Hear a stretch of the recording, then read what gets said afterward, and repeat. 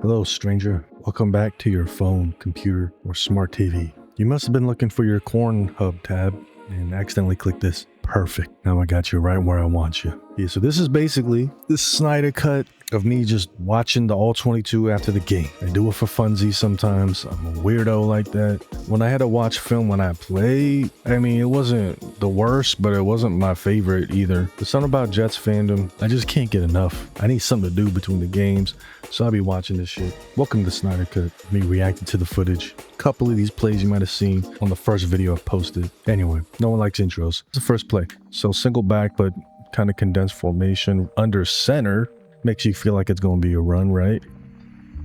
Motion. Oh, interesting. Oh shit, I remember that. I know y'all were going nuts when you saw that. I'm looking at this motion here, right? You bring in your tight end in, and then he just goes out for a pass, which is obviously a decoy. This is probably a setup for maybe they're going to run this play later in the game or later in the season, where rather than handing it off, Fields is going to keep it and pass it to old boy. As far as Tanner Engstrand goes, I mean, this is pretty dope. And it also puts these defenders in a precarious situation because it's obviously going to ask the defenders to play very disciplined. Everyone has to stay on their assignment. But anyway, let me look at the line. Everything starts and ends with the trenches. The O-line's first step, super important. Whenever I played linebacker, which was only at the high school level, they asked us to read the O-line's first steps. So their first step is left, and then look, linebackers pointing to the left, to their right. Now, one thing I want to see, does everyone take that 1 6 to 8 inch step left? Then as a linebacker, that would make me feel like, oh, there's going to be a zone run play. Now, the other type of run blocking concept is, depending on where you're from, power blocking, man, or nowadays, I feel like I hear a lot of people just say gap. So as a linebacker, if they're doing down blocks, double teams, trying to create lanes, that's gap blocking, I want to fill the gap. If it's zone blocking, every O-lineman just takes a step in the direction of the zone. This is an oversimplification. And then they just block depending on their alignment, where they're crashing or whatever. And you're trying to seal off the side that you're stepping to. And holes in lanes will naturally appear depending on how the play develops. And it could be different every single time, which requires good vision by the running back. Zone is great because say that you have a gap run play chalked up right now and you really want to make a lane in the A gap. I mean, that's going to be pretty freaking hard with their alignment right now. But with the zone, a lane will open up somewhere, and we're not forcing the issue on making the lane having to be here or having to be here or having to be here. You know what I'm saying?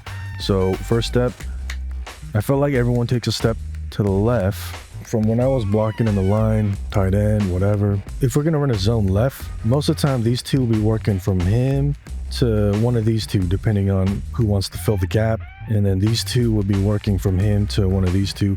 However, they got 3D linemen in this configuration. The coach is going to tell you what to do. It could be these two working him to someone to the next level, or it could be center and right guard working him to the next level. And I think it's pretty much guaranteed that these two are going to be working him to whoever's at the next level. And the perimeter really depends on the play design by the coach. Some room for creativity there, because you would expect the tight end here to get him, and 83 could be going out for a decoy route, crack block, blocking up here. Like, it really just depends on the coach. Bamboo's working over. The D-line is making their reads too. The D-line is obviously going to feel which way that the O-line wants to block them, and then they're going to make it really hard as F for them to do that. So everyone gets their hat on their guy. Look at all these artifacts. Look at these fish. This is National Treasure with all these artifacts. This is crazy.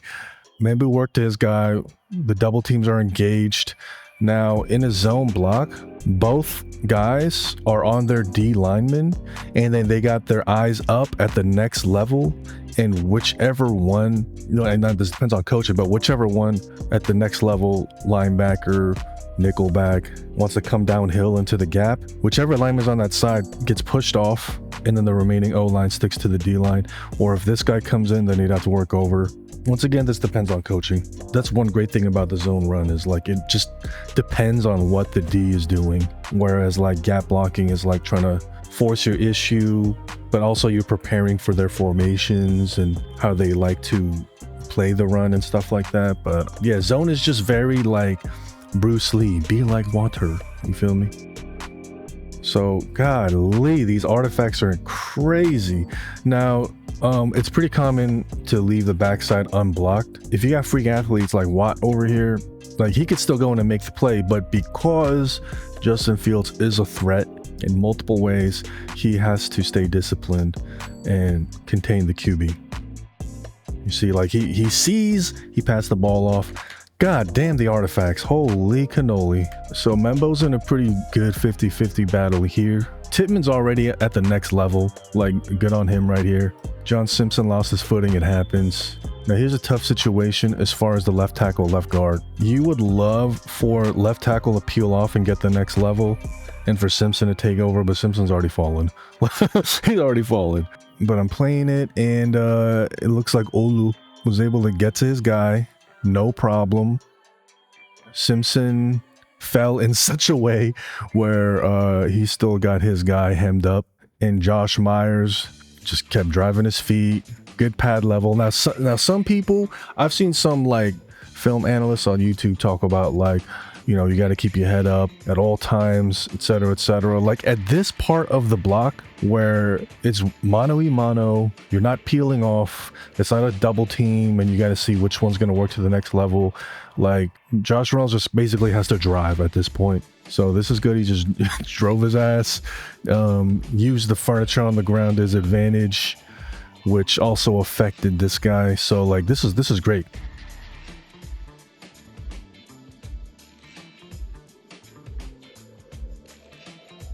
Same play. You see Tittman at right guard, who moved up to the next level here. And I saw another film analyst on YouTube. I don't want to name names because I don't want it to sound like I'm like throwing shade and shit. But they be saying like, I just wish that they could have stayed engaged on the block more. Because look at Tittman. See? Now, here's the thing. They don't want to stay engaged on the block longer than they have to. So it's not just up to the O-line. It's also up to them. And it depends on how that defender likes to play O-lines blocking them. I mean, listen, unless you're a D-line, if you're on the defense, you're not really trying to fully engage with an O-lineman to even be letting him get his hands on your shoulder pads and put the grip on your shoulder pads to where you're going to be stuck with him. The way you engage a blocker and the way they teach, because I play a little defense too, the way they're going to teach you to engage a block is to make sure that they can't get that grip on you. You're going to have hands on each other, but you don't want the O-line to get that grip on you so that you can shed him once you analyze which way you want to disengage and club and rip or whatever to try to get to the ball carrier, whatever. And in some ways, O-line is way more physically imposing compared to linebackers and DBs, but in some ways linebackers and DBs are way more athletic than O-linemen, so it's like this battle back and forth. It's not as simple as an O-line gets their hands on someone and now they're stuck with them forever. Like, it's not Madden. So dude disengages.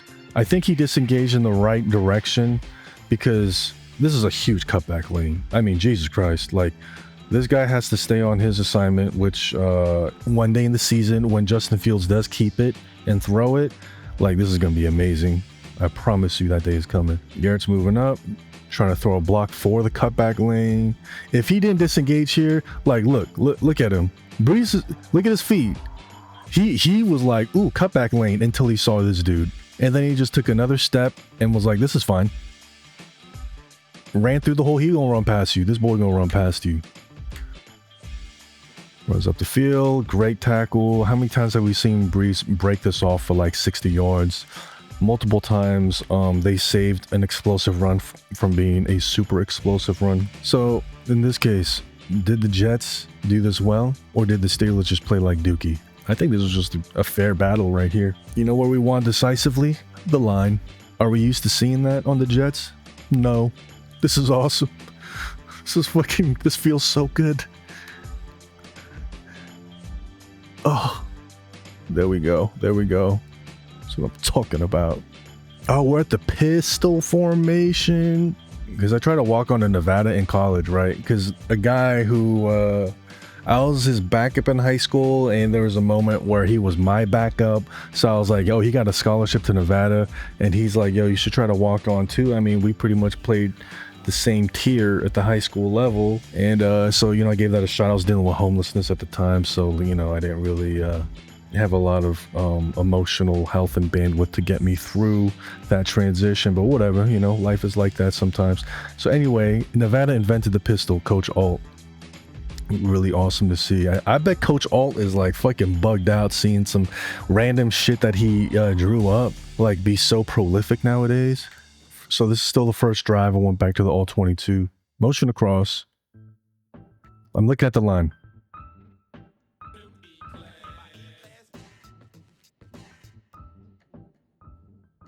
It looks like everyone obviously takes a step to the right. Our right. Jesus. We won the line of scrimmage. Look. So you see this one-on-one coming. You see this double team coming. And they're both, I think, are going to keep their eyes up to see who's going to peel off and get the next level guy. And it, once again, depends on the coaching, depends on the team you're playing against. If he's going to peel off to try to get him, or if he's going to peel off and try to get him. You see this double team coming already because his first step is super wide. This block is interesting. I've never seen this on teams that I played for, where the left tackle just kind of like sets up and you got to help out here for the double team to try to seal off this edge here, obviously.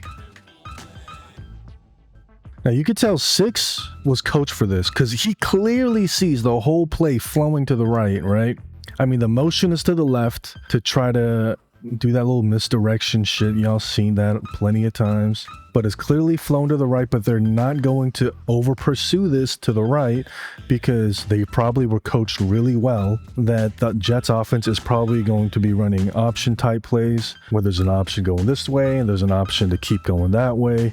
So we need everybody to have gap integrity. And the play's way, like, come on, like it's clearly working this way according to what the O-line is doing. But he does not know if Brees has the ball yet or not. I don't know what 41's job is, but 6 clearly is keeping gap integrity. That's why he's like way the fuck over here still. But anyway, this is good on the Steelers defense. You could tell they were coached well. They were pretty prepared in general for what the Jets could have done. Here's what sealed the deal to get Brees past the line of scrimmage. This double team, the left tackle with whoever this guy is. He peeled off perfectly, had his eyes up on the block. Who's going to come up for me to get on the next level is number 5. And it was perfect. I mean, look at this lane. Is nobody except for 22. And this person's not going to be able to make the play because if you look at the way he's playing it, you could tell that he is contained. Like, if you have contained, you are not going to let anybody outside of you. You're less concerned about making the tackle or the big hit, and you're more concerned about your job, which is nobody's going to get outside of you. You are not going to give someone the sideline, let them run up the sideline, ever. That is your job. 22 is just going to step up. And DBs do what DBs do. They ankle bite. I get it. Some of these dudes have like 40 pounds on you. Why put yourself in harm's way? Make the tackle. That was awesome. If Brees was a hurdler, I mean, that could have been a highlight material right there. But listen, in general, the offense did well. And in general, the Steelers did not do dookie. The reason why this happened is we won the line of scrimmage. Damn, that feels good, man. Braylon's in. Not to overanalyze the blocking and the play, but you can see why the Steelers are so good. I think they were really great against run defense last year, right? This is a big man, and all 56 was able to do was get an arm tackle on him, and he was able to get him down. I mean, the Steelers did their thing. Like, they weren't dookie by any means. You know, another single back formation, but condensed. Oh, yeah, well, it was a sneak. How often do you see a QB sneak go for like half the yards that you need for another first down? That's kind of funny. Like, wow. Offensive line alignment. 2-point stance. It's going to make you feel like they're going to pass. Obviously, that's not a guarantee. But once again, pistol, single eye, condensed. Pretty much a full-on pass set. Whoa, hold on. Look at this. Look at dude. Look at dude. Who is he? Like, I'm not an encyclopedia of every single person in the NFL. I'm sorry, but how successful the run was and how we've been at the line of scrimmage. Look at him at the first step. Like, he's like, no way, they're gonna run again. It's no way. I don't believe it. Look, he stepped up. Like, he stepped up and he's like, oh shit, no, it's a pass. Oh my god, that's kind of funny. Like, that's how we know we got in his head right there. Or just on that play at least. Anyway, Garrett doesn't out. I mean, that was crazy. Like, if you playing rock, paper, scissors, the coaches, I mean, Engstrand won this rock, paper, scissors because, like, I never played DB. I don't know even as much as a top level high school DB would know on coverage concepts, but he sees Garrett, he's staying high. I mean, this kind of looks like cover 3 to me. And you could see he's trying to take over Garrett's route. But I mean, like, it's not that Garrett got him beat because it wasn't like a one-on-one man. It's just that their coverage concept versus the route concept that we had was rock, paper, scissors, and we won.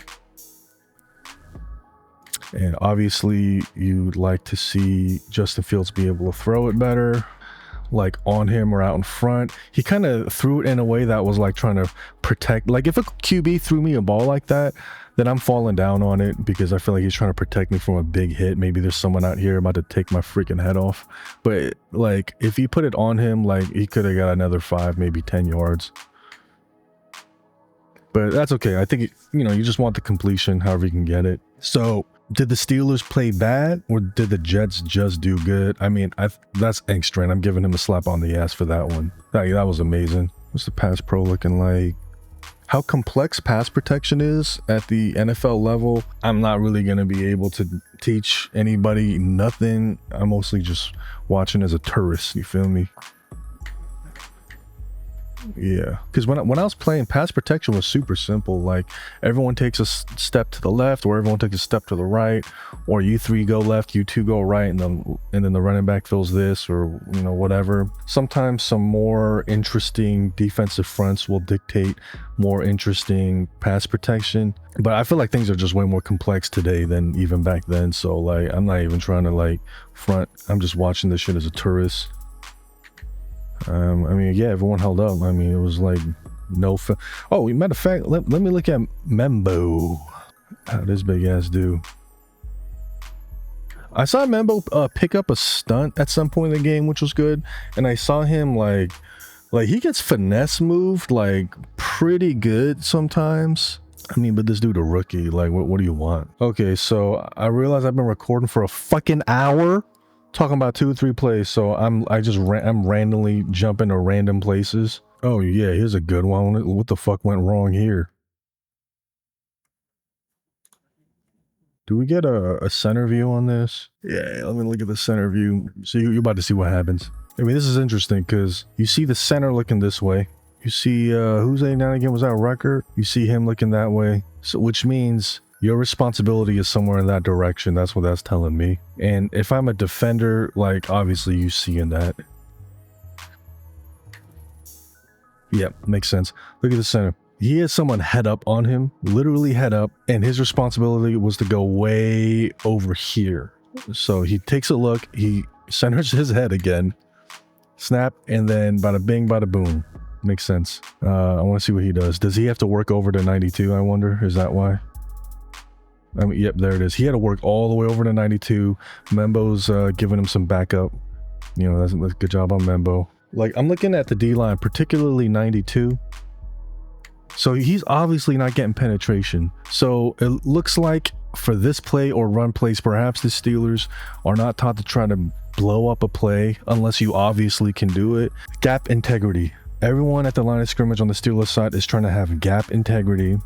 They're engaging their block. Look, he's engaging him. He's not being blocked by him. He is engaging the guy trying to block him with distance. Like, he's got his arms stretched out. And what 89 would want to do is to get hands on him and bring him into him, you know, close proximity like this. Because if y'all hugged up like this, not hugged up like a holding call, but, you know, like shoulder pad to shoulder pad, you will make it way harder for the defender to peel you off. So he's engaging, 92's engaging, got hands on him, but since he's able to have his arms outstretched, he is more easily going to be able to manipulate the blocker to shed him to make the play. Same thing going on with this dude. He's engaging his blocker. So this doesn't necessarily mean they're getting their ass blocked, the shit, like they're getting the shit blocked out of him. You never know, because the blocker could be able to stay in front of them even if they try to disengage, but you could tell that they're engaging in order to disengage. Like that's why defenders are going to do that at the line of scrimmage. And look, like he is keeping gap integrity. He's keeping to his assignment. Everybody is just sticking to their gap. Here's the issue. 5. I don't know what his job was. I have no idea. Was he supposed to go out for a route? To me, it looked like dude just sniffed out what it was way too fast for Garrett to be able to do his job. I think Garrett tried to make it look like he was doing a break for a route and then stop and try to do a seal off block here. That's what it looks like. I'm not the goddamn coach, right? That shit did not work. I mean, look at this. Look at this. So he steps up, he breaks down. You know, you're not trying to make the big hit. You're trying to secure the tackle. So this is just good coaching by the Steelers. He breaks down. Breece Hall makes a good move here. I mean, damn, like, yo, 23 broke down here of the, what's this? In between the 50 and the 55, he broke down and like made a tackle that spanned 5 yards of distance. Like he could dive at you and make a tackle if you're within 5 yards of him. That is a big distance. Breece broke the tackle, but it bought so much time. Like, look at all the leakage at this point. You know what I mean? Yeah, I mean, at this point, like, what are you gonna ask your line to do? Like, they held their blocks for a really long time, and Breece was supposed to be here already and being in position to get ankle bit tackled again by a DB. But yeah, I mean, look, the Steelers, they sniffed the crap out of that out. Garrett's block got beat really, really bad. Did Garrett do a bad job? No, I don't think so. I think it makes sense what he was trying to do. Like his first couple steps make it look like a route, and then, you know, kind of looks like he's trying to get outside release and then just block. But he was not even, look, even Garrett's like holding his arm like, wait, no, hold on. I still might be going out for a route though. And he's like, nah, I'm busy. I'll play with you later. Dang, that's rough, man. It makes sense. Like Garrett's logic makes sense. It's just that 23 was just in S tier mode right here. A running back makes a great move, turns a negative into a neutral pretty much. So, yeah, can't be too mad at it. You know, it was a good battle. This play was a good battle. Yeah, I'm going to skip ahead, bro. Like, bro, I've been recording for a mad long time. Oh, now this is interesting. You got both backs out. 4, 2, okay.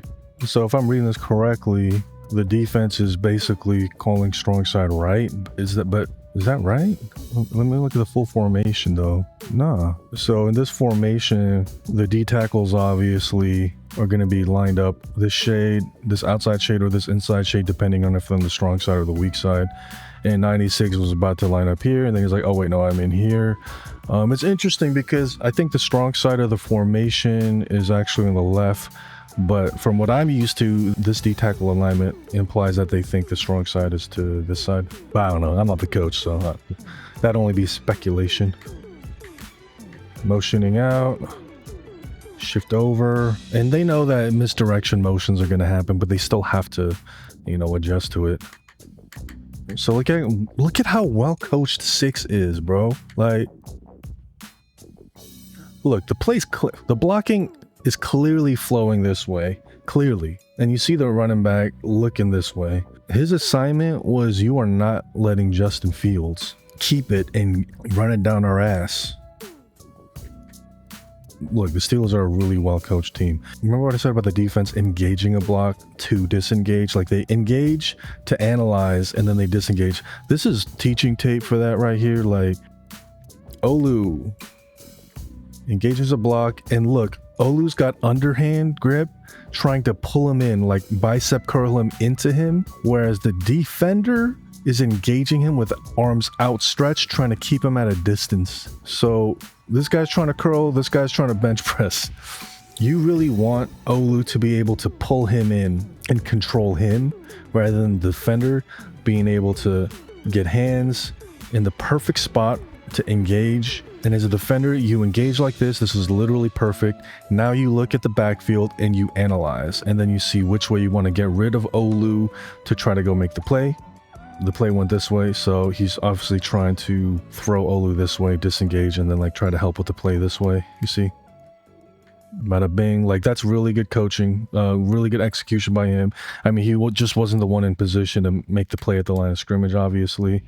You look at 94, I mean, he kind of got worked here. I mean, he obviously got double teamed, so you're gonna be worked. So he's engaging dude. This guy on the hip just like moves him out the way. Now here's who could have made the play. 96. Okay, O-line makes their first step, right? Then he takes his first step in the same direction. The D-line is not being taught to penetrate, which I think was one of the things I didn't like about Michael Clemens last year, is that we were in a clear, like, run play defense situation, but he just wanted to blow up the play in the backfield and he just would penetrate. And he's good. Like, he can do that, but the thing is, that's not the thing we needed him to do. This is what we would have needed him to do, is to engage, analyze, but then again, depending on your defensive coach, they're going to teach you how to play the run differently. Like, it really depends. So I'm not going to knock him for that. I'm not in the meeting rooms and shit. But yeah, anyway, so he sees our O-line take a step this way, then he takes a step like, I feel you trying to block me from going this direction, so that's the direction that I'm trying to go while keeping my gap integrity. Oh, Jesus Christ, fucking artifacts. So he's engaged. Look, he's able to outstretch. The defender is engaged in a pretty decent position. I mean, they both just kind of standing up now. So Timmons obviously trying to seal this off as if it's a zone block, right? And he's obviously, 96 is obviously trying to work that way. Now, here's what you could do if you engage properly, like the whole Steelers defense is obviously coached to do. He's engaged. Tippmann would have ideally been able to pull him into him. But if you have your arms outstretched, you can way more easily manipulate your blocker to one side or the other. He analyzed, he saw this is the gap he needs to cover. So Tip was moved this way. However, he stayed engaged without drawing a holding penalty. That millimeter of effort. If Tippmann had 1 millimeter less of effort and execution, he probably could have made the play, 96. But Tip, even though he was getting engaged, boom, 96 engages, 96 knows where he got to go. Tip was able to hold the block still long enough, just enough for Brees to get to the next level. And I want you to look at this.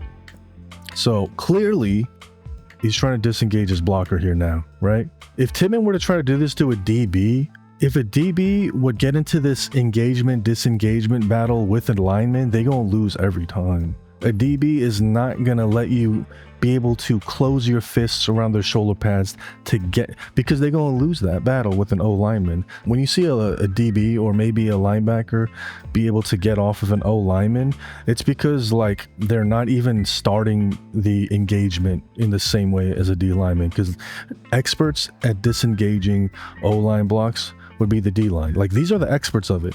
Like, DBs are not going to be better at that mono engaging the block than disengaging than a D lineman. And he wasn't even able to make the play disengaging Tippmann. Now, if you see a DB able to get rid of Tippmann, it's because they're not engaging the same way. Okay, it's not the same. It's not apples to apples. A D lineman is not a DB. I hope people understand that. Okay, Braylon getting the ball. What the heck went wrong? Yeah, Bray. I mean, I don't really see a hole there. Let me look at the blocking. Here's a tell, right? So they get set. Center, look in this direction. He might have to work over. Membu, look in this direction. He might have to work over here. Listen, you got to do that. Like, if you're getting up, you got to see what alignment that they're in. You got to see who you got to work to. And then they reset. Okay. And you can't do that walking up to the line of scrimmage and try to hide it more, because they're not in their formation until you get to the line of scrimmage in the first place. You know, when you watching these games live and you see the O line like peeking over it's probably going to go that way, and it's probably going to be a run play going that way. So, yep, he's trying to work over. Membu's trying to work over. I mean, we're able to work over pretty well. The gap that Membo is supposed to work over for, there's nobody occupying it, so at which case you look up to the next level. You're not really looking at the cutback. I mean, obviously he wouldn't be in position to even look at a cutback yet. He's still in the process of receiving the handoff, but like you could tell that at this point it doesn't look like the cutback's going to be there because of him. Right now, it looks like if these two can hold this guy, because it looks like they got to work over to seal this edge off. Watt is getting double teamed. If you double team him, like, you might be able to get him a good amount of times. It looks like Membu's looking up to 6, right? And then it goes up to 22. I think that's actually perfect because here's the thing. Here's your double team zone block. If you work up to 6, who are they supposed to work up to? They're supposed to work up to whoever would be in their gap responsibility. And so Membo working up to 22 makes sense. So I'm just curious why he's peeking that way. Is it like just in case? Is he going to shoot this gap? If he comes downhill, then I have to pick him up. Or if he flows, then I'm just going to go up to my guy. That's my guess. You know, I'm just speculating. 96, once again, battling with Tip. Look at this. The outstretched arms. I mean, the way the Steelers D-line is taught to engage and defend runs, like this is was 96 on the Steelers last year? Like 96, as far as defending the run, what I've seen so far, like he's pretty textbook. Like the way he's engaging you, he's bench pressing you, and he's got the leverage as far as manipulating you one direction or the other so that they can be in position to make a play. So 96 just won this. And the thing is, like, he was kind of technically double teamed by him and Josh Myers, but Josh Myers was never really in position to contribute too much. What the flip happened? Yeah, what happened? 6 was supposed to be blocked, right? Josh is like, okay, I'm not going to be able to contribute here, so I'm going to work up right now. Tries to work up, but I mean, it was like, he fell. It was a lot of congestion, you know, to lose your footing. Like, look at 97's leg here. His knee hits him in the knee. He's falling. He's at least trying to fall in the way of 6. Damn. I mean, 96 was in position to make the play, so was 6. I'm noticing Watt was able to disengage at a very high level. I mean, like he's peeling off to go to the next level. Like he only has to keep Watt occupied for like 0.25 seconds. That's the only thing he has to do at this point. But Watt does like a really cool disengage and then diving to be in position to make. They had 3 people making the play here. Like if any one of them went through, they would have made the play probably, but all 3 of them, I mean, this was great run defense by the Steelers. Like, look at this. So Olu's working this way. 41 is not trying to engage with an O lineman. Like, people on the back end, they do not want to like engage with an O lineman the way D lineman is. So you can't be mad at an O lineman for not being able to block a linebacker or DB the same way. Now, there are some plays where there's no choice but for a linebacker or a DB to have a certain trajectory to the ball carrier, and the O lineman is just like the bouncer that you have to go through, and the O lineman is just gonna lay you out. Like, that is always really awesome, but like it's just a whole different ball game, like depending on who an O lineman has to block. That's all I want to say. Hold on, who's 97 on the Steelers? Oh, that's Cam Hayward. Got you. I wonder how in shape he was, because wasn't he like holding in? Okay, so he's flowing the right direction. 97. Damn, man. This is just a series of unfortunate events here, because first step, literally 0.1 seconds later, Cam could tell that they're going this way. This is how smart 97 is. He reacts so quickly to it with his old ass. This is a textbook first step by left guard, left tackle. First step left with the arm out, opposite arm, opposite leg. Look how low the pad level is for our left guard. I mean, he gets underneath. Like, this is great. So he works over. You could tell that he's trying to seal off the edge, our left guard. Left guard working over.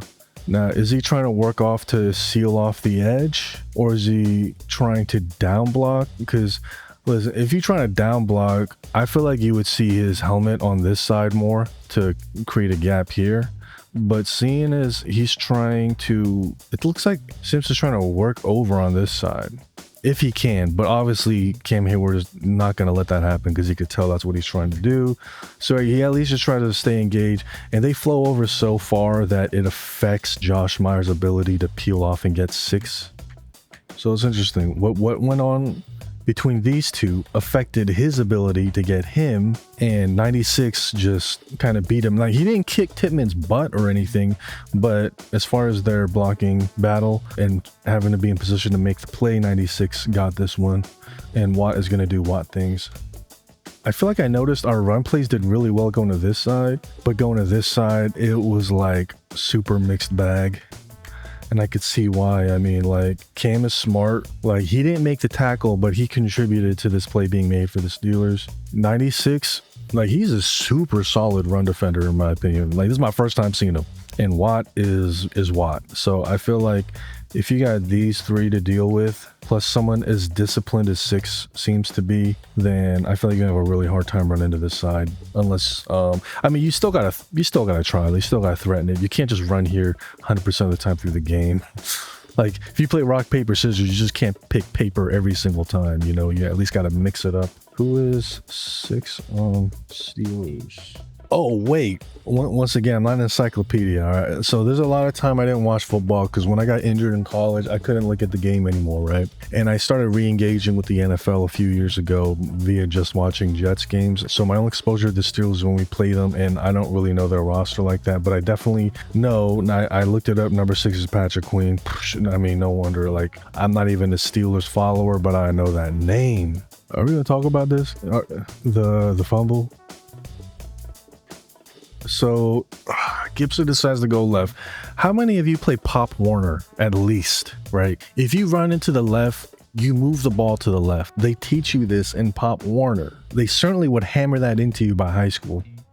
Move the ball to the left because everyone trying to engage you to tackle you is coming from this side. So you don't want the ball on that side. You want the ball on the sideline side. Now, what I see in the pros is people don't be doing that all the time. So in my mind, I'm like, maybe in the pros it's not that big of a deal. But at least on this play, it's a big deal, bro.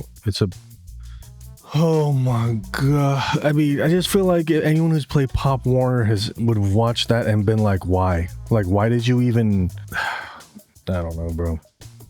I don't want to hyperanalyze this because I've been recording for an hour and a half, and I've only done a few plays. But it looks like zone again and cutback lane. So a lot of the run plays we saw were in first half. This is like late third, early fourth quarter, I think. And it's flowing this way.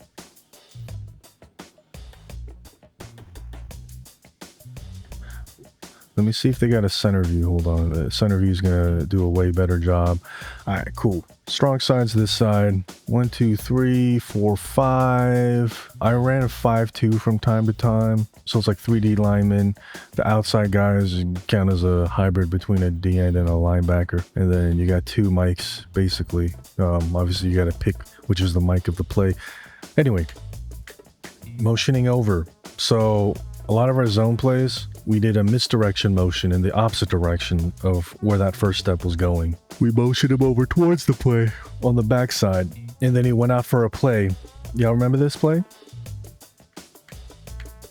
This was the first play we ran, the same concept, where it was zone left, and 85 was told to motion in and then go out for a pass. It was the play I said where down the line, Justin Fields is going to be asked to keep it and throw it. Now he hands it off. Here's the crazy shit. Just because we ran the same offensive play again doesn't mean the defense is running the same play they ran the last time that we did this play in this game. So once again, notice first step of the blockers is to the left. All the linebackers are pointing that way. Great communication. It's obviously his responsibility to stay on 85. 5 is going out. I mean, just wait till Engstrand calls this play where it's a play action and he keeps it. And look at 5. Like, that's an easy first down whenever that's going to happen. So I'm trying to figure this out. Whose responsibility is this gap, which would be occupying the cutback lane? So we got 6 and him trying to fill this gap. You got him beating 71 to fill the gap. And you got crickets over here. I mean, Watt has to stay on the QB. If someone is going to be on the QB, it's got to be him. Like, whose responsibility? Like, this is kind of insane. Bada bing, bada boom. Like, the play's flowing this way. I feel like the first time that this happened, this play, I think I was like in the first quarter of run plays. Patrick Queen was kind of staying put. Like, where would he have been standing? So on the hash mark. So Patrick Queen was being on this side in the first quarter. He'd just stay there. He'd still be there. And then if he was standing right there, Brees wouldn't have had this cutback lane. This would have gone for probably no gain, to be honest. Like, I mean, the bounces, you know, you could see what happens. You could try to hit the hole with him there. 76 might be able to get you a block if you can get past the D lineman. Like, that just would have been a way harder play for Brees if they played this like how they played it in the first quarter, which is everyone gap integrity, because they have 2 linebackers filling the same gap. They're basically treating it like a gap scheme run play, which I don't think it is. It looks like a zone to me. Damn, look at Mambu. Hold on. Let me look at Mambu. So he worked over. It doesn't look like that's power driving down block. It looks like a zone block. But he works his ass up the field. That is awesome. And he's trying to disengage. And he obviously can't. Good job, Membo. Awesome. Like, I need to see Membo on like a down block or something, putting all his power behind it. But I feel like if I'm the defender and I know Membo's like a power guy and he's doing a power block, I'm going to try to finesse him and try to use that momentum against him, like just kind of judo kung fu his ass off me. I hope he's going to be ready for that. Anyway, let me look for a pass play. Where are the goddamn pass plays?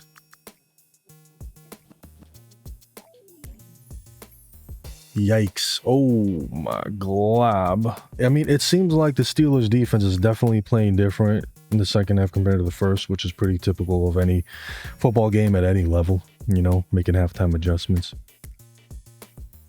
I'm not going to hyperanalyze. I just kind of want to make a broad overlook. Motion across.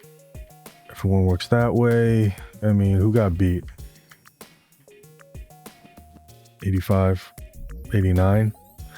Okay, let me look at the play side here. I mean, 97's in great position. Like, with one arm, he's doing the whole engaging to disengage, like keeping the O-lineman at a distance. Whereas Tippmann is trying to pull him in, as you could see. See what I'm talking about? Like, Tippmann, this is great engagement by Tippmann. I really like this frame here. It looks like Tippmann's able to pull him in and control him. And then he just gets bench pressed off. You see that?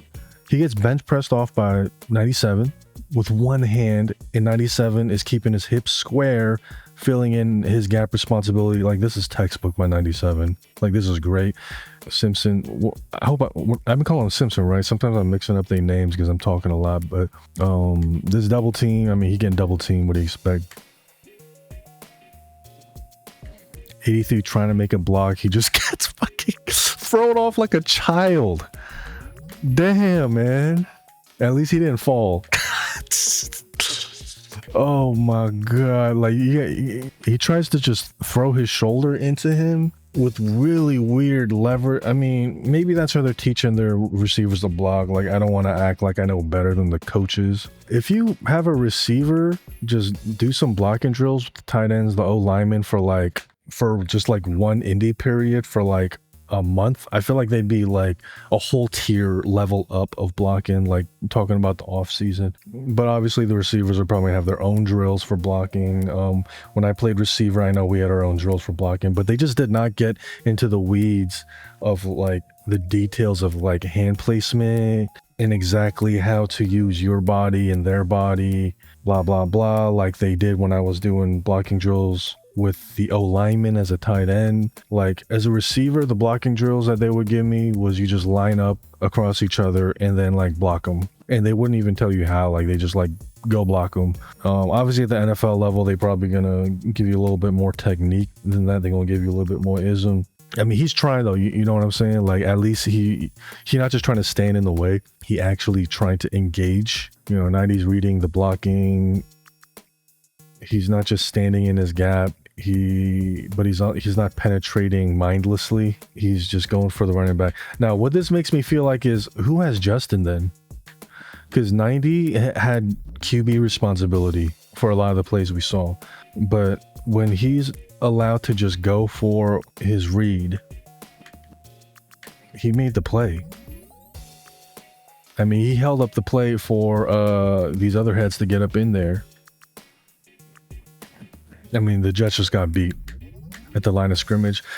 Everything starts and ends at the line of scrimmage. This is the same Breece Hall that broke off those big runs throughout the game. When you change how you play at the line of scrimmage, who executes better, everything changes. People be talking about, oh, Breece was so poopy last year. Oh, why can't Aaron Rodgers throw the ball longer than 10 yards? Like if you shift your eyes over to the trenches, you won't be able to answer a lot of those questions, I promise you.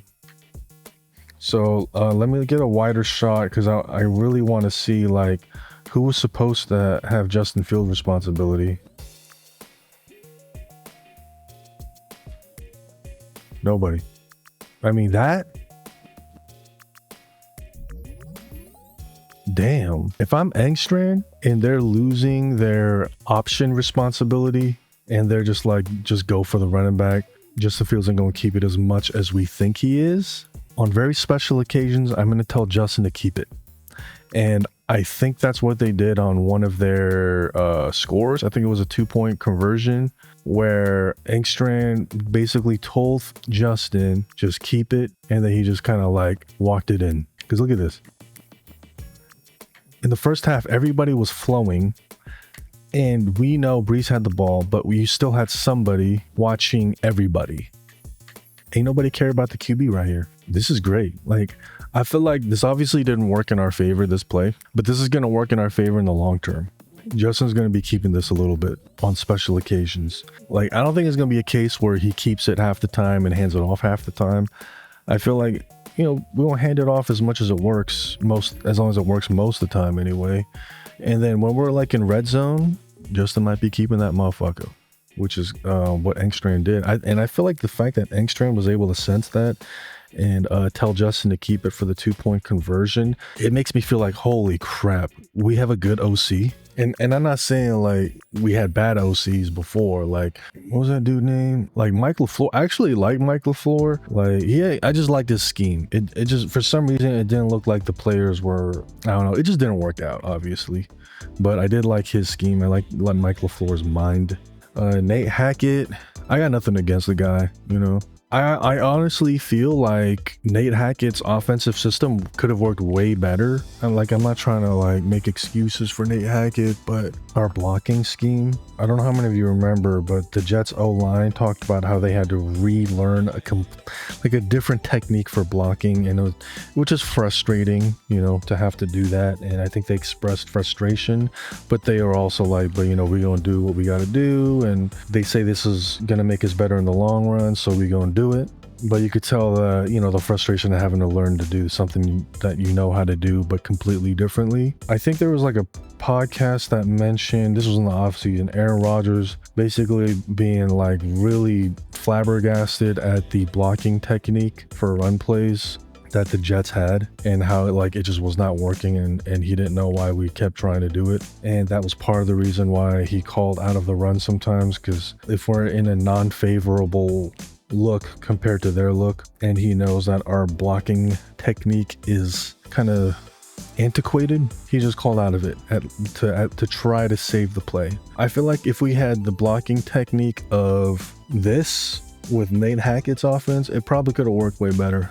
but I'm not gonna lie, I'm really glad we got Engstrand. Like, this is awesome. To be able to notice how they were committing to the running backs on these potential option plays. Like, this isn't like on these plays where the QB could be keeping it, and to punish them for it, I think that's really encouraging. I know as Jets fans, we feel like if we have any success, is it even replicatable? Like, if we have a great performance, that might be the only good performance we have from that player the whole season.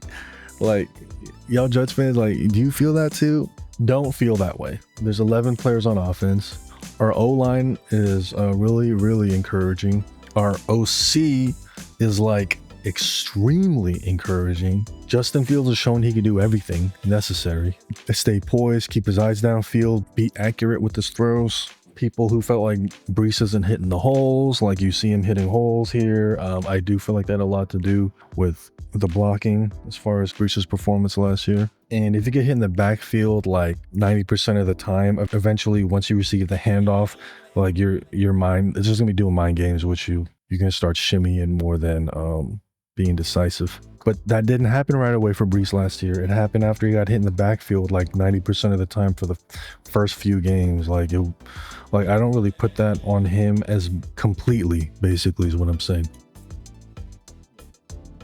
Oh my God, the freaking dot. Holy cannoli. Tackles, 2-point stance, guards, 3-point stance. You see right guard is a little bit more on his heels. Ass down, head up, makes me feel like he's getting ready to pass pro. Left guard in more of a balanced stance. He could be getting ready to pass pro or run block. First step, looking at the left guard here. First step is to the right. 97 takes a step in the same direction. Mirroring, trying not to get out position. And then he tries to make a move because he senses it's a pass. But 76 ain't gonna get beat like that. Right guard tries to set him up outside, go inside. Myers is obviously there. Great job. And he tries to keep fighting. Obviously, he's not going to get to the QB. Let me look at the tackles. Left tackle. What was that first jab? Jab. I mean, when I had a pass block, I did the same thing. But I feel like he was trying to bait him. Like, how many played O-line? At least to the high school level. This is a bait, right? Like, he's trying to make it look like he's going to engage with him to try to get him to initiate his move. And then when he initiates his move, he takes advantage of it. But he didn't take the bait, right? Like, if any of you played O-line, at least to the high school level, like, does it not kind of look like what he's trying to do? Fashion—he's not going to be outmaneuvered here. Good job. Let me look at right tackle now. Okay, so he got some help by 85. 90, set him outside, move inside. All he does is get a pop, and he knows 85's not trying to block him for real. Now he's trying to set up 70. He just tries to swim outside. Okay, I mean, Membu got help here. You would expect him to be able to hold this. I like the awareness. I mean, he got eyes on 90, right, Membo? But he still got his hand here in case there's some weird delayed stunt. Feel me? And he doesn't over-engage. Like, he doesn't like see 90 coming and then just like lean into him. When he puts his arm out, it gets chopped, because if you're leaning into him and you get chopped like this, you're probably falling. But he stays balanced, engages. Great. You know, got some help. What do you expect? Look at the wide shot here. Was this 2 receivers on each side?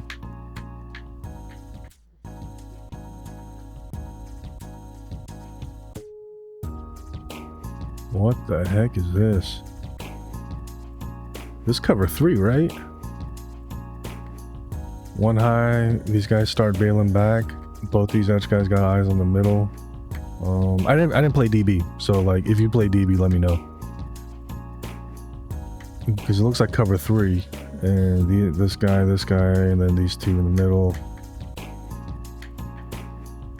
And this is great because from my basic understanding, past concepts, you got zone. You have him coming underneath. these two guys have got to be aware, but they can't fully commit because somebody could be behind him, which someone is. He feels the zone, little gap here. Justin didn't throw it in anticipation. He was kind of already set in the cushion before he threw it, but he threw that with so much mustard. Got it to him, bro. Amazing. Like, am I the only one here? Like, I watched the game and I saw Justin like fit it in, and there was like 3 plays where I thought we got picked off or they broke it up, but he actually got it in there.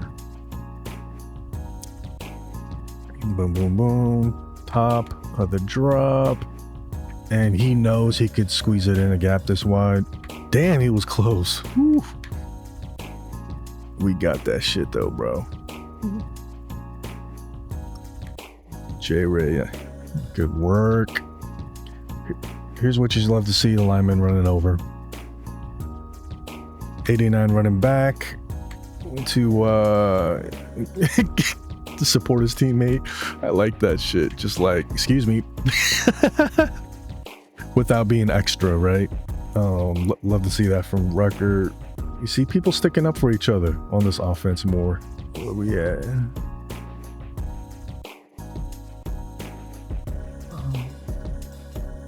Holy shit. That looked awesome. You know, play action, not fooling anybody. The blocking is awesome, bro. Look at Membo. Look at him. So he's getting set, putting a hand on him, and let me tell you, blocking the O-line, if I'm supposed to block him as a right guard, just my right tackle putting one hand on him is so helpful. I don't know if this is a design or not. Like, was he supposed to whiff the block on purpose and then like leak out for a pass, like a check down option on the right side? I got no idea. They be tricky in the NFL sometimes. And that Membo was supposed to come back over and take over the block, or did Membo just notice that he got free and then he peeled off to help? Either way, like, Membo, huge security blanket for Fields here to be able to throw. I mean, Fields would have had time, but Fields didn't need to feel the pressure when he made the throw. That was awesome, man. So this looks like cover 3 again, right? Interesting choice.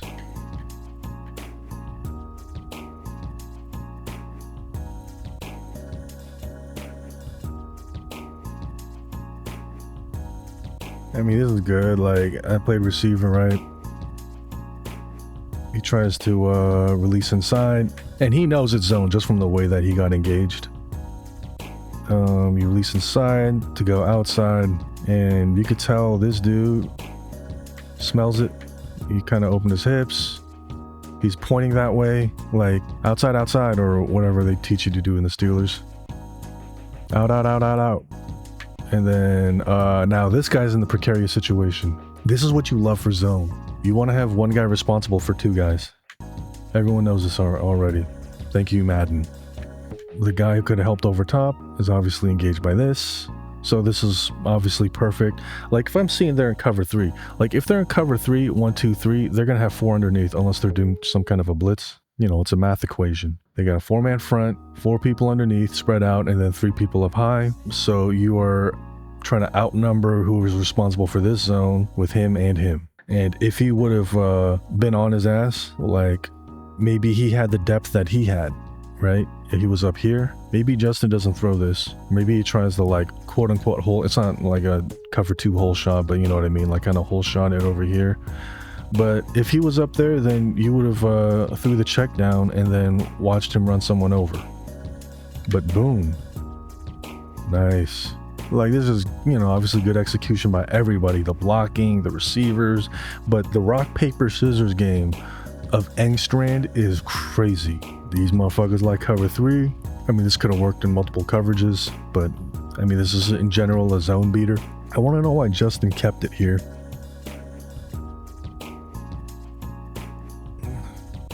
Remember First quarter, we had a zone left where Patrick Queen was on this side of the formation, and he just stayed put to keep the responsibility of the back side of the play, not weak side of the formation, back side of the play, because the play's going to the left.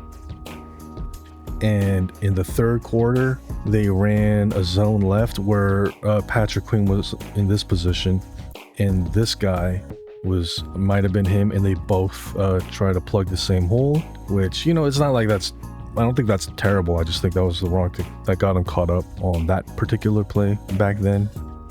But look at them, like they went back to this where everyone's going to stick to their responsibility. Like, look, Patrick is not blind. He sees everybody's flowing this way, running back, O-lineman, and they're playing the run play with the running back. He's just staring at Justin Fields. Whereas one of these plays, you saw this, I think you saw 3 linebackers, and you saw the outside linebacker on this side run with Mason. But anyway, Justin decides to keep it, which is interesting because the blocks are holding up. I would think, because I mean, I ran some option at high school. College, it was run-of-the-mill, balanced, pro style. And when I went to camp for Nevada, I didn't last long, so I didn't become a playbook expert. But yeah, he decides to keep it.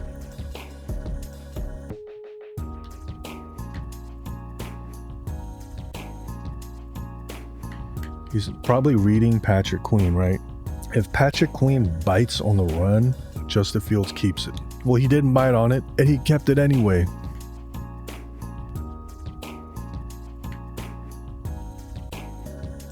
Like, Braylon could have easily did something with this, with how good the blocking was here. Justin keeps it, and Patrick Queen, he's got the angle on him, man. This is Patrick Queen, you know he's gonna make the play, right?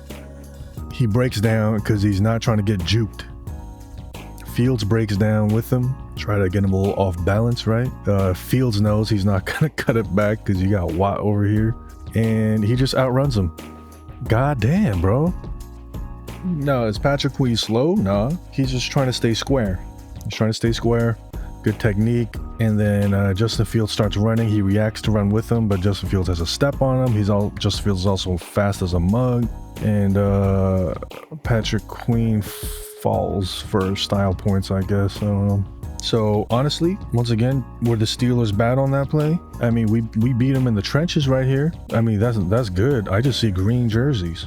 But as far as who's responsible for the person who made the play, Patrick Queen, he didn't do bad. He just got outran. He was doing what he was supposed to do. He was so disciplined the whole game, number 6. So well coached, made a lot of plays, didn't make that one. So no, the Steelers did not poop down their leg on that play. This is what my coaches would have said. Wow. You see, this is great adjustment by the Steelers here, even though we still got a gain. Just the responsibility of the option. They told Watt, just go for the goddamn running back. Play to your read. Obviously, he's the backside guy, so he's probably not going to be able to catch the running back most of the time, despite how athletic he is. Although he does catch people from the backside a good amount of times as well, if I remember correctly. So who's going to have Justin? 22. They stayed disciplined with their option responsibility. Everyone had a responsibility. Very rarely, if ever, was someone unaccounted for, but they didn't do it the same way every single time. I think they had a preference at times, but even when they did little switch ups to add wrinkles, they made sure everybody was accounted for. So as far as the defensive coaching on the Steelers, I don't think they were like pooping down their leg. No, they did a fine job. So this was a flag, right? Cool play design by us, by the way. It's like already enough stress to worry about the option. Braylon or Justin, who's gonna get it? And then they have Braylon turn into a lead blocker. That's awesome. Okay, so if you've been watching football for a while, this is not a penalty. The defender has to try to tackle the guy and work around the blocker. He has to, you see what I'm saying? He's mainly trying to go for Justin, but going low and around him. Although, yeah, it was at his knee level. Well, the rules evolved since when I played. This is technically illegal now from what I understand. Like, you can't do this anymore. You just can't. Which makes it really hard on the defender. Like, if you're a defender, then what the hell am I supposed to do type shit? Feel bad for the defender there, to be honest, even though I was happy for us. Ooh, woo. Look at the block scheme. I mean, the O-line block scheme is like really interesting. Because look, bro, look, first step of everybody is to the right. It's like a zone right. And the linebackers flow that way, including Patrick Queen, right? First step, zone right. And then the second step, seal left. I mean, how many people watching the game is going to notice like this nuanced savviness of the O-line blocking? This is like really slick. This is slick as a mug. Like, bro, zone right. So usually you want to seal right. So they're going to be working to fight the seal. And then they just adjust to the left and seal them the other way. Like, that's so good. Is this Engstrand's doing? Did you do this, Engstrand? You mad genius? And I don't see this kind of a blocking scheme a lot. If you a film junkie, maybe you've been seeing stuff like this, but this is kind of on the rare-ish for me to see. Because I'm not like a film junkie like that after I played, you know what I'm saying? Yeah, and then you see it from there. Damn, our quarterback's sturdy. Like, just to get tackled like this, I'm like, cool. If it's Terod getting tackled like this, I'm just like, bring in the ambulance. I love Terod though, by the way. It's just, you know, some people body is just more or less fragile than another person's. You know, it is what it is. He's also like 50 pounds lighter, damn near. Anyway, damn, that blocking scheme. Ooh, that was lovely. And you know what that does to a D lineman? Because you know how good the Steelers D line has been at time. I mean, we generally got the better of them line to line, but at times they were able to engage our O linemen well and make it hard for them to seal off the area that we were trying to seal off. The fact that we faked it and then sealed off the opposite side, we're taking advantage of the fact that they're trying to work this way, the D-line, and it's going to make the D-line think twice now. All you got to do is do this once, and now they're going to be thinking twice forever. Well, for the rest of the game, which is not that much time left, unless they ran this play earlier. You know what I'm saying, though? And I feel like the fact that we ran this in the red zone here, Engstrand was like crossing his fingers for a tutty on this. Motion. Okay, there's clearly no cutback. Brees knows this. Has the ball. I mean, Brees probably not going to be able to see him, but he definitely sees Patrick Queen. He sees a good amount of green jerseys here, so he's at least just going to try to stick himself in there and drive his feet, right? Damn, 56 came out of nowhere. Who's responsible for him? Ruckert and Garrett. Ruckert. Damn, 50. How did Ruckert just bounce off like that? Was he trying to push him? Was he trying to do like a push block or something? Like just to get him out the general vicinity? But no one else is doing that. Like all the other O linemen are trying to engage their people while the D line are trying to, you know, like engage at a distance. You feel me? Like you see Myers trying to engage him, but you see he's getting bench pressed by one arm. You see what I'm saying? Like Myers trying to get in close, he's trying to keep him far, and he just won that battle against Myers. Not the biggest deal for people who are nervous about Myers because like he gets some good push here. He kind of really gets into him, but this guy's just good, man. He's good. He did a great job there, 94. Myers didn't get manhandled, he didn't get pancaked, so like I'm not too concerned. Like if we got an average center, like if he's our weakest O lineman, I'm not too pressed about it. I wish we had AVT, you know what I'm saying, but you know it is what it is. But Rucker, bro, like what the heck was that?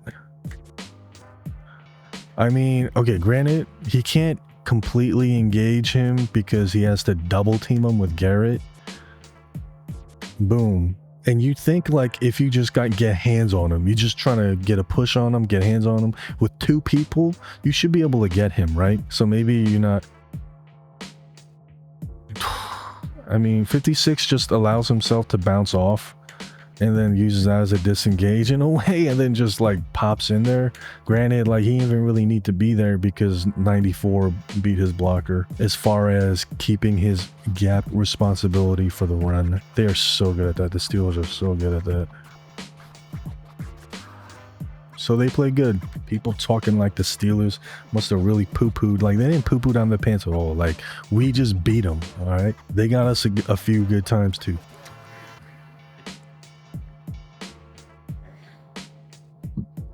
Oh my god. How did that happen? Give me the center view.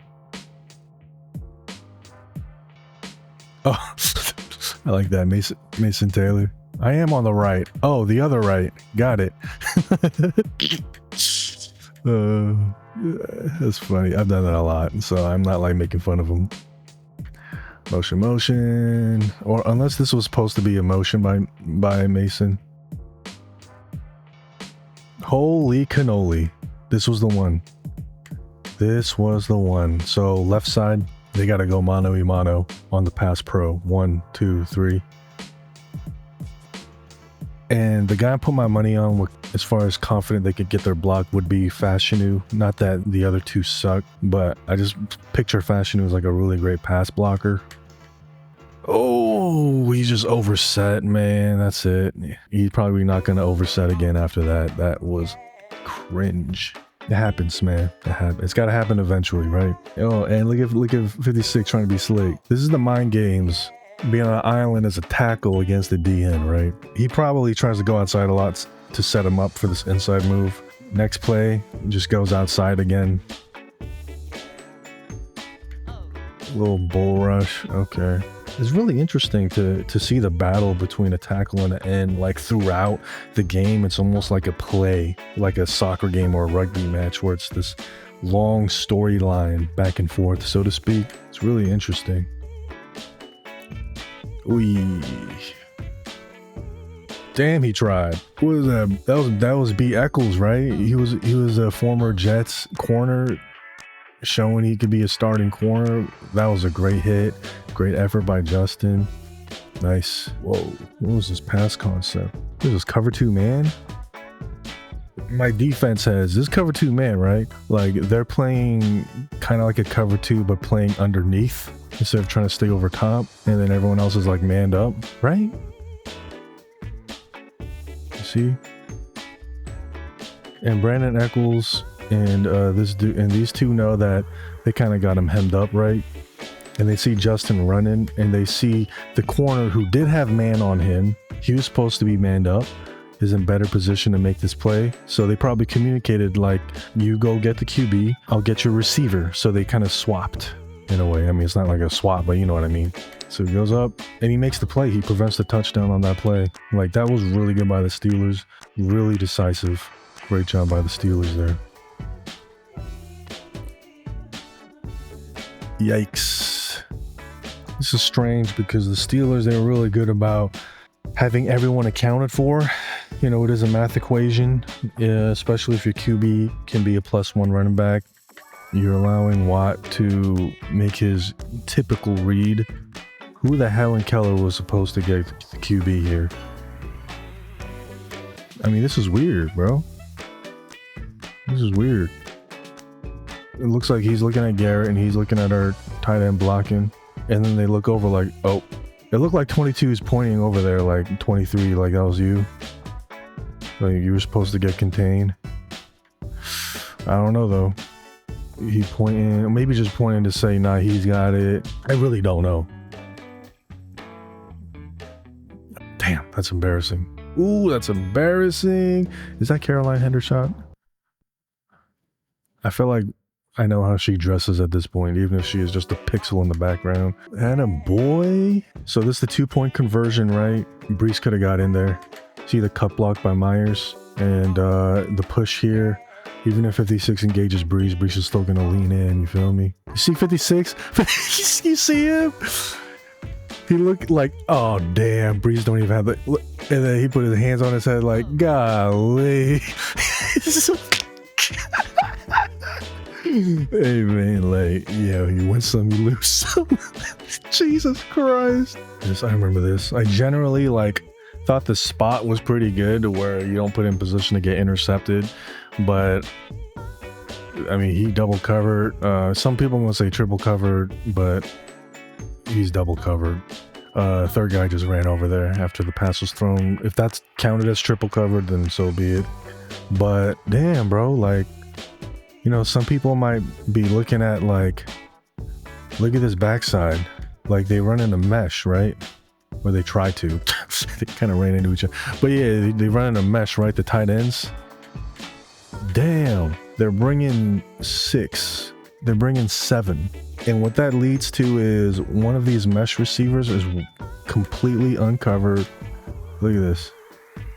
But the thing is, that's not the read. He's reading this side. Like, you can't expect a human being to see 360 like, this is your read. Look, Garrett's in front. Put it up for him. You know, Steele just make the play. That's all. Although this is interesting how the mesh was wide open on the backside. We gonna make this comeback or what?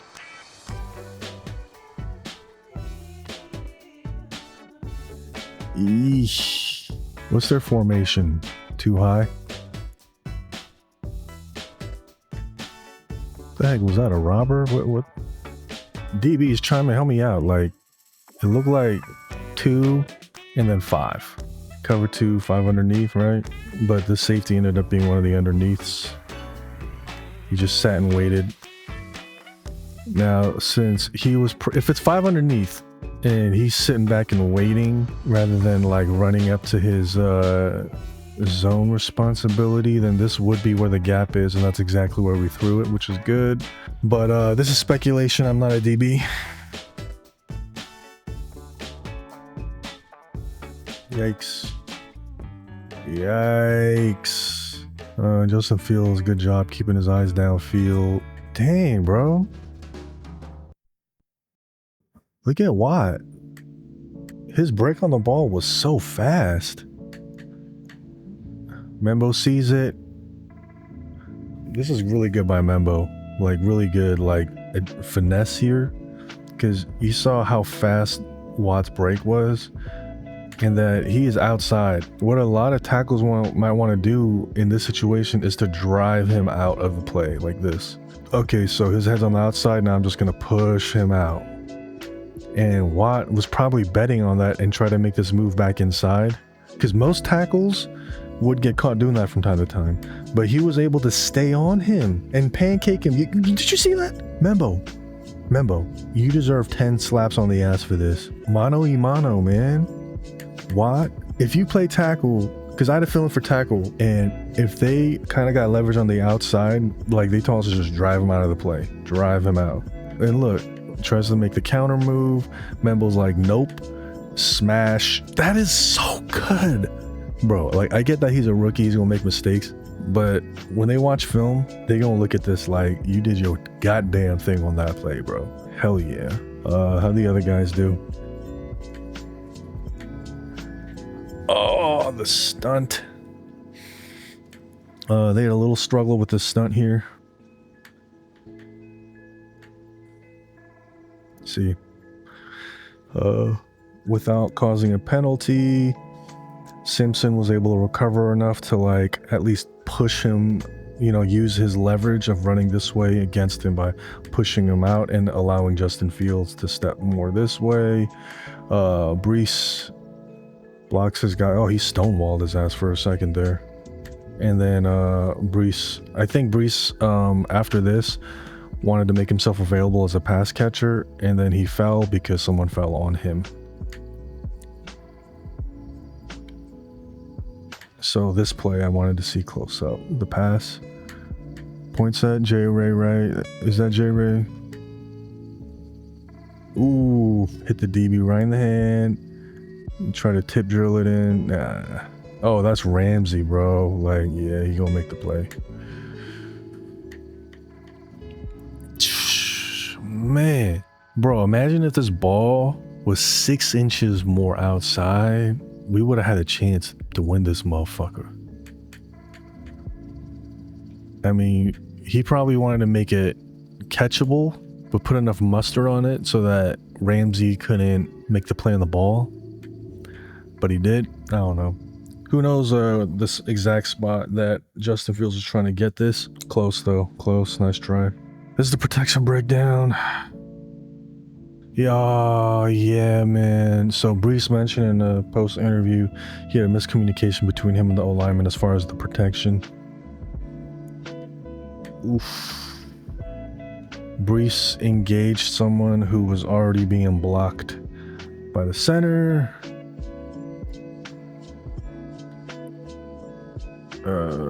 NFL level pass protection. If it's not super simple, it's too sophisticated for me, so I don't know what was supposed to happen here, but obviously this ain't good.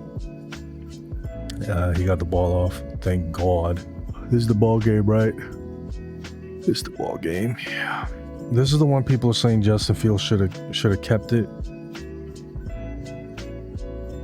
Listen, in the moment I felt the same, but when I watched the replay I was like, nah, I get it. And I'm gonna show you why.